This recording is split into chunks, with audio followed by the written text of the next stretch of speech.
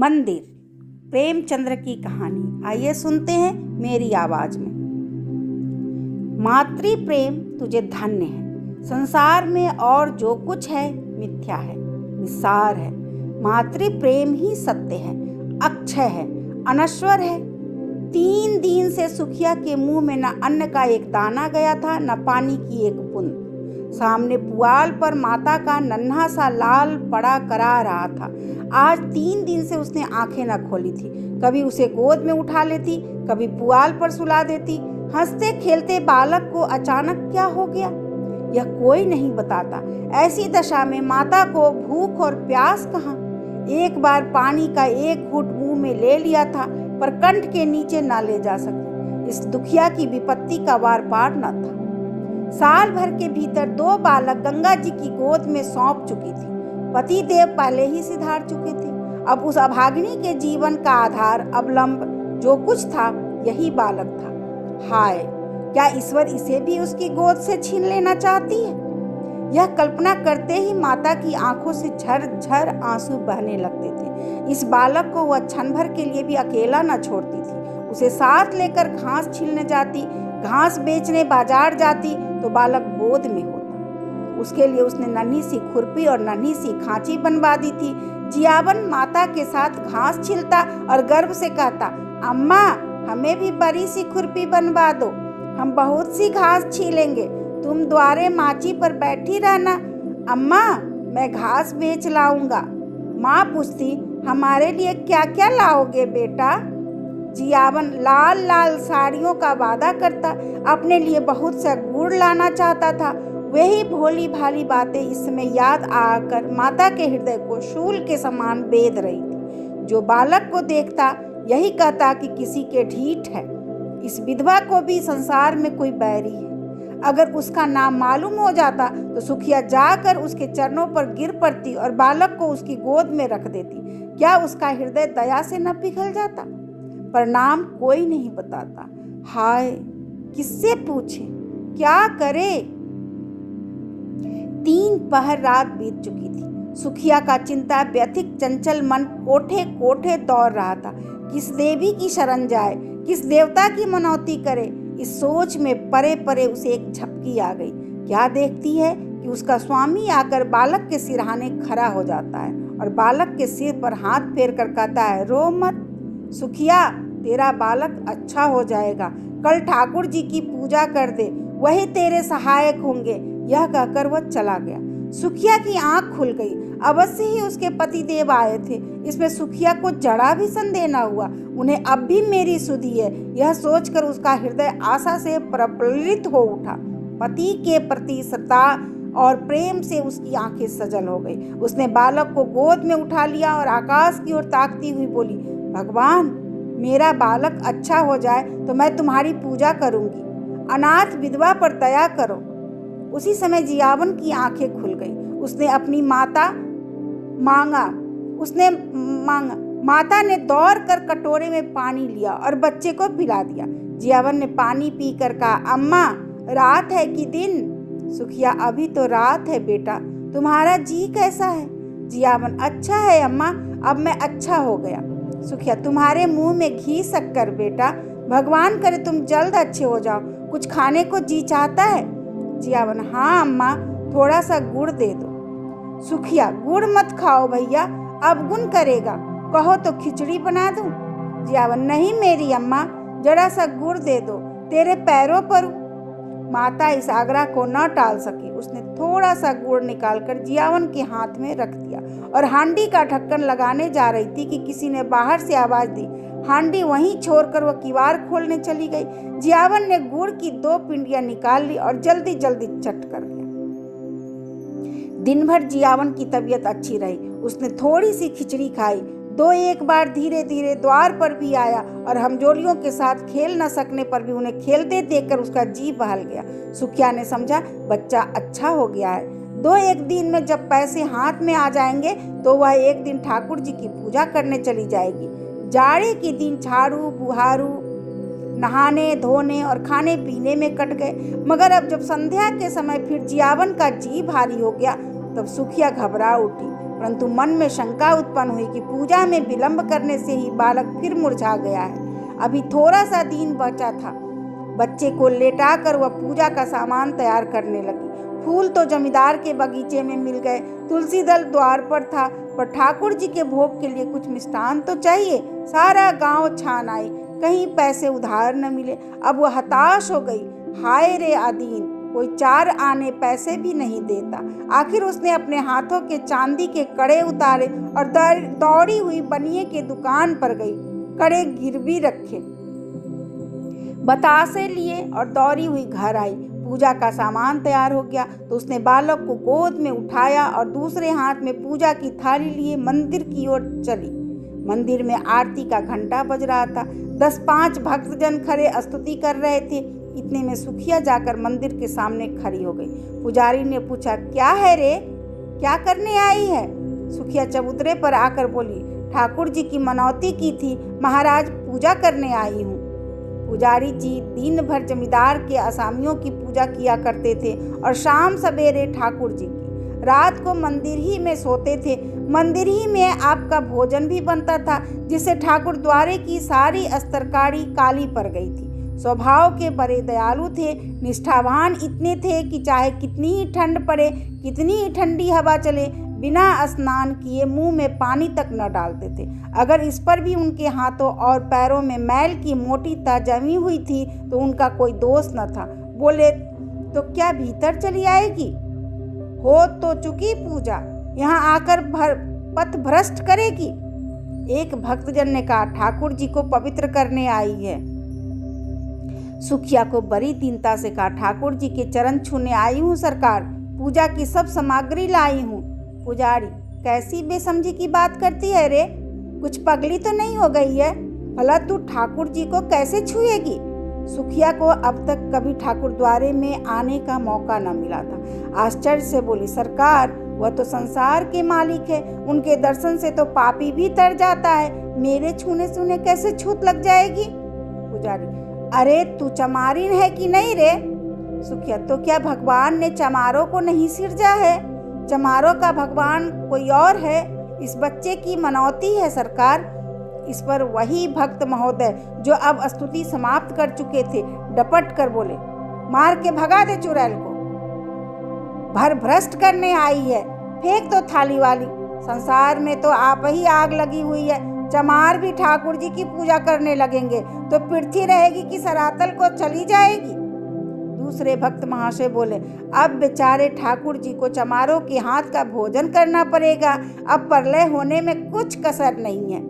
ठंड पड़ रही थी, सुखिया खड़ी कांप रही थी और यहाँ धर्म के ठेकेदार लोग समय की गति पर आलोचनाएं कर रहे थे।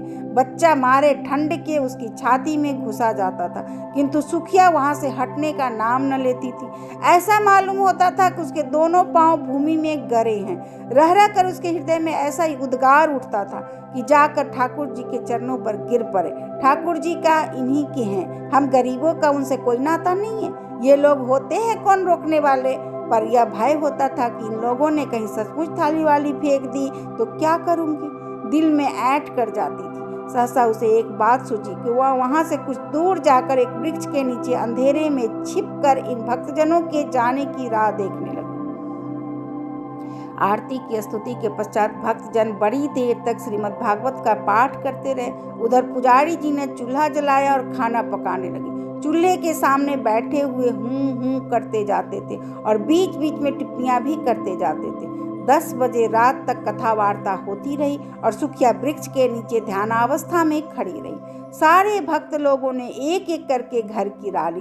पुजारी जी अकेले रह गए। अब सुखिया आकर मंदिर के बरामदे के सामने खड़ी हो गई, जहां पुजारी जी आसन जमाए बटलोई को क्षुधावर्धक मधुर संगीत सुनने में मग्न थे। पुजारी जी ने आहट पाकर गर्दन उठाई तो सुखिया को खड़ी देखकर बोले, क्यों रे, तू अभी तक खड़ी है? सुखिया ने थाली जमीन पर रख दी और एक हाथ फैलाकर भिक्षा प्रार्थना करती हुई बोली, महाराज जी, मैं अभागिनी हूँ। यही बालक मेरे जीवन का अलम है, मुझ पर दया करो। 3 दिन से इसने सिर नहीं उठाया, तुम्हें बड़ा जस होगा महाराज जी। यह कहते कहते सुखिया रोने लगी। पुजारी जी दयालु तो थे, पर चमारिन को ठाकुर जी के समीप जाने देने का अश्रुतपूर्व घोर पातक वह कैसे कर सकते थे। न जाने ठाकुर जी को इसका क्या दंड दे। आखिर उनके भी बाल बच्चे थे, कहीं ठाकुर जी कुपित होकर गांव का सर्वनाश कर दे तो। बोले घर जाकर भगवान का नाम ले तो बालक अच्छा हो जाएगा। मैं यह तुलसी दल देता हूँ, बच्चे को खिला दे, चरणामृत उसकी आंखों में लगा दे, भगवान चाहेंगे तो सब अच्छा ही होगा। सुखिया ठाकुर जी के चरणों पर गिरने न दोगे महाराज जी, बड़ी दुखिया हूँ, उधार काट कर पूजा की सामग्री जुटाई हूँ। मैंने कल सपना देखा था, महाराज जी की ठाकुर जी की पूजा कर, तेरा बालक अच्छा हो जाएगा, तभी आई हूँ। मेरे पास 1 रुपया है, वह मुझसे ले लो, पर मुझे एक क्षण भर ठाकुर जी के चरणों पर गिर लेने दो। इस प्रलोभन से पंडित जी को एक क्षण के लिए विचलित कर दिया, किंतु मूर्खता के कारण ईश्वर का भय उनके मन में कुछ कुछ बाकी था। संभाल कर बोले, अरे पगली, ठाकुर जी भक्तों के मन का भाव देखते हैं कि चरण पर गिरना देखते हैं। सुना नहीं है, मन चंगा तो कठौते में गंगा। मन में भक्ति न हो तो लाख कोई भगवान के चरणों पर गिरे, कुछ न होगा। मेरे पास एक जंतर है, दाम तो उसका बहुत है, पर तुझे 1 ही रुपये में दे दूंगा। उसे बच्चे को गले में बांध देना, बस कल बच्चा खेलने लगेगा। सुखिया ठाकुर जी की पूजा न करने दोगे? सुखिया ठाकुर जी की पूजा न करने दोगे? पुजारी, तेरे लिए इतनी ही पूजा बहुत है। जो बात कभी नहीं हुई वह आज मैं कर दूं, और गांव पर कोई आफत विपत आ पड़े तो क्या हो, इसे भी तो सोचो। तू यह जंतर ले जा, भगवान चाहेंगे तो रात ही भर में बच्चे का क्लेश कट जाएगा। किसी की दीठ पड़ गई है भी तो चोचाल, मालूम होता है छतरी वंश है। सुखिया, जब से इसे ज्वर है, मेरे प्राण नहीं में समाये हुए हैं। पुजारी, बड़ा होनहार बालक है, भगवान जिला दे तो तेरे सारे संकट हर लेगा। हाँ तो बहुत खेलने आया करता था, इधर 2-3 दिन से नहीं देखा था। सुखिया, तो जंतर को कैसे बांधूंगी महाराज? पुजारी, मैं कपड़े में बांध कर देता हूँ, बस गले में पहना देना। अब तू इस बेला नवीन बस्तर कहाँ खोजने जाएगी? सुखिया ने 2 रुपये पर कड़े गिरे रखे थे, एक पहले ही भजा चुकी थी, दूसरा पुजारी जी को भेंट किया और जंतर लेकर मन को समझाती हुई घर लौट आई। सुखिया ने घर पहुंचकर बालक को जंतर बांध दिया। ज्यों-ज्यों रात गुजरती थी उसका ज्वर भी बढ़ता जाता था, यहाँ तक कि 3 बजते बजते उसके हाथ पांव शीतल होने लगे।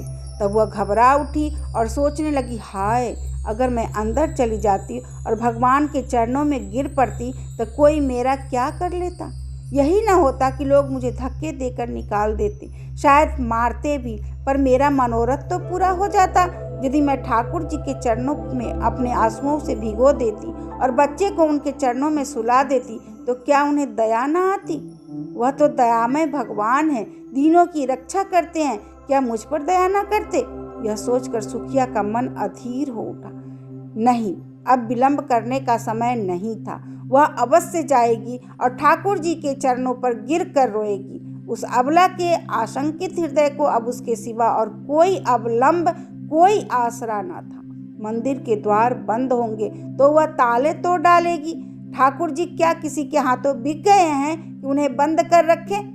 रात के 3 बज गए थे। सुखिया ने बालक को कंबल से ढांक कर गोद में उठाया, एक हाथ में थाली उठाई और मंदिर की ओर चली। घर से बाहर निकलते ही शीतल वायु के झोंकों से उसका कलेजा कांपने लगा। शीत से पांव शिथिल हो जाते थे। उस पर चारों ओर अंधकार छाया हुआ था। रास्ता 2 फलांग से कम न था। पगडंडी वृक्षों के नीचे नीचे गई थी। कुछ दूर दाहिनी ओर एक पोखरा था, कुछ दूर बांस की कोठियां में चुड़ैलों का अड्डा था। बाईं ओर हरे भरे खेत थे, चारों ओर सन सन हो रहा था, अंधकार साए साए कर रहा था। सहसा गिद्धरों के कर्कश स्वर से हुआ हुआ करना शुरू किया। हाय, अगर कोई उसे 1 लाख रुपया देता तो भी इस समय यहाँ न आते, पर बालक की ममता सारी शंकाओं को दबाए हुए थी। हे भगवान, अब तुम्हारा ही आसरा है। यह जपती हुई मंदिर की ओर चली जा रही थी। मंदिर के द्वार पर पहुंचकर सुखिया ने जंजीर टटोल कर देखी, ताला पड़ा हुआ था। पुजारी जी बरामदे से मिली कोठरी में किवाड़ बंद किए सो रहे थे। चारों ओर अंधेरा छाया हुआ था। सुखिया चबूतरे के नीचे से एक ईंट उठा लाई और जोर जोर से ताले के ऊपर पटकने लगी। उसके हाथों में न जाने कितनी शक्ति कहाँ से आ गई थी। 2 ही 3 चोटों में ताला और ईंट दोनों टूटकर चौखट पर गिर पड़े। सुखिया ने द्वार खोल अंदर जाना ही चाहती थी कि पुजारी किवाड़ खोलकर हड़बड़ाए हुए बाहर निकल आए और चोर चोर का गुल मचाते हुए गांव की ओर दौड़े। जारों में प्रायः पहर रात रहे ही लोगों की नींद खुल जाती है। यह शोर सुनते ही कई आदमी इधर उधर से लालटेनें लिए हुए निकल पड़े और पूछने लगे, कहाँ है, किधर गया? पुजारी, मंदिर का द्वार खुला पड़ा है, मैंने खट खट की आवाज सुनी। सहसा सुखिया बरामदे से निकलकर चबूतरे पर आई और बोली, चोर नहीं है, मैं हूँ, ठाकुर जी की पूजा करने आई थी, अभी तो अंदर गई भी नहीं। मार हल्ला मचा दिया। पुजारी ने कहा, अब अनर्थ हो गया। सुखिया मंदिर में जाकर ठाकुर जी को भ्रष्ट कर आई। फिर क्या था? कई आदमी झल्लाए हुए लपके और सुखिया पर लातों और घूसों की मार पड़ने लगी। सुखिया एक हाथ में बच्चे को पकड़े हुए थी और दूसरे हाथ से उसकी रक्षा कर रही थी। एकाएक बलिष्ठ ठाकुर ने उसे इतनी जोर से धक्का दिया कि बालक उसके हाथों से छूटकर जमीन पर गिर पड़ा, मगर वह न रोया, न बोला, न सांस ली। सुखिया भी गिर पड़ी थी। संभल कर बच्चे को उठाने लगी तो उसके मुख पर नजर पड़ी। ऐसा जान पड़ा मानो पानी में परछाई हो। उसके मुंह से एक चीख निकल पड़ी। बच्चे का माथा छूकर देखा, सारी देह ठंड हो गई थी। एक लंबी सांस खींचकर वह उठ खड़ी हुई। उसकी आंखों में आंसू न आए। उसका मुख क्रोध की ज्वाला में तमतमा उठा। आंखों के अंगारे बरसने लगे। दोनों मुट्ठियां बंध गई। दांत पीस कर बोली, पापियों, मेरे बच्चे के प्राण लेकर क्यों दूर खड़े हो? मुझे भी क्यों नहीं उसी के साथ मार डालते? मेरे छू लेने से ठाकुर जी को छूत लग गई। पारस को छूकर लोहा सोना हो जाता है, पारस लोहा नहीं हो सकता। मेरे छूने से ठाकुर जी अपवित्र हो जाएंगे। मुझे बनाया तो छूत नहीं लगी। लो, अब कभी ठाकुर जी को छूने नहीं आऊंगी। ताले में बंद रखो, पहरे बैठा दो। हाय, तुम्हें दया छू भी नहीं गई। तुम इतने कठोर, बाल बच्चे वाले होकर भी तुम्हें एक अभागिन माता पर दया ना आई। तिस पर धर्म के ठेकेदार बनते हो। तुम सब के सब हत्यारे हो।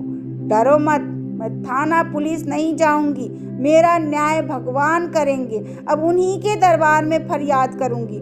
किसी ने चू ना की, कोई मिनमिनाया तक नहीं। पाषाण मूर्तियों की भांति सब सिर झुकाए खड़े रहे। इतनी देर में सारा गांव जमा हो गया था। सुखिया ने एक बार फिर बालक के मुंह की ओर देखा। मुंह से निकला, हाय मेरे लाल। फिर वह मूर्छित होकर गिर पड़ी। प्राण निकल गए। बच्चों के प्राण दे दिए। माता, तू धन्य है। तुझ जैसी श्रद्धा, तुझ जैसा विश्वास देवताओं को भी दुर्लभ है। कैसी लगी आपको ये कहानी? आप अपनी राय कमेंट बॉक्स में मुझसे साझा करें। मेरे चैनल को लाइक करें, सब्सक्राइब करें और अपने साहित्य प्रेमियों के साथ शेयर करें।